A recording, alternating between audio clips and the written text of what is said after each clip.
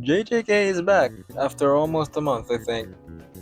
It's not actually a new chapter, but a continuation of the last one, hence, it's chapter 362.5.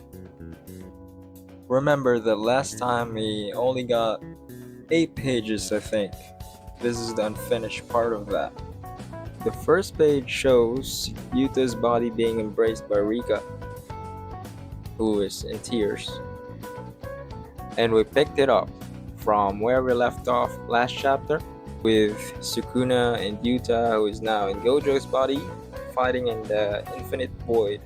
Sukuna is using the domain amplification to combat the Limitless, and Yuta is having trouble using the Limitless.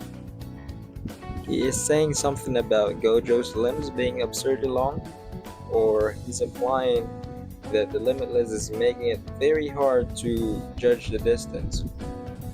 Something like that. In any case, it's being implied that the Limitless is not as overpowered as it may seem, and also because Rika is currently preoccupied by Yuta's dead body, she is away from this battle, making him unable to use his other techniques. Now, I'm wondering if Rika is keeping the body somehow so he could somehow come back, but it's more likely that she's just really mourning, and this is the drawback of leaving that body behind. Now, Yuta is regretting using Kinjaku's technique because of this.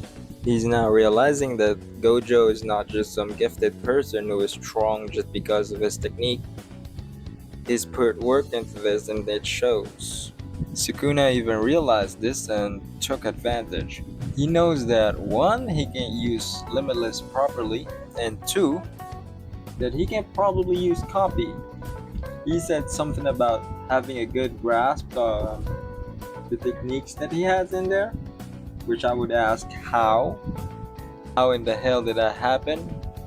Did Yuta somehow use everything there before he got hit with the word slash? Yuta is on the back foot but fighting back. He is constantly reading through Gojo's memories, which Sukuna makes him pay for because he's not focused on the actual fight. Sukuna is afraid of the hollow technique purple that Gojo used on him back at the end of the fight before Gojo got cut in half. So he's actively stopping Yuta from using from chanting. The other hand, Yuta is really trying to force it out, which Sukuna is very confused by, calling him a dumbass and stuff like that, not knowing that he has something up his sleeve. Here's the thing, Yuta knows that Sukuna thinks that he can't use copy, which he would be right about. So what they did was, they planted the radio in there with Inumaki on the other side. Being so preoccupied with preventing purple, Sukuna didn't realize this, or didn't see it. I don't know if Yuta came with the radio or if Maki or Todo planted it in there somehow. Regardless, they caught Sukuna off guard. Toge was on the other side of the radio, severely bleeding. He commanded Sukuna to not move. That took up a lot off of him. And because of that, he is able to finally chant and get purple out. Is Sukuna done? Probably not. But I can't really think of a way for him out of this.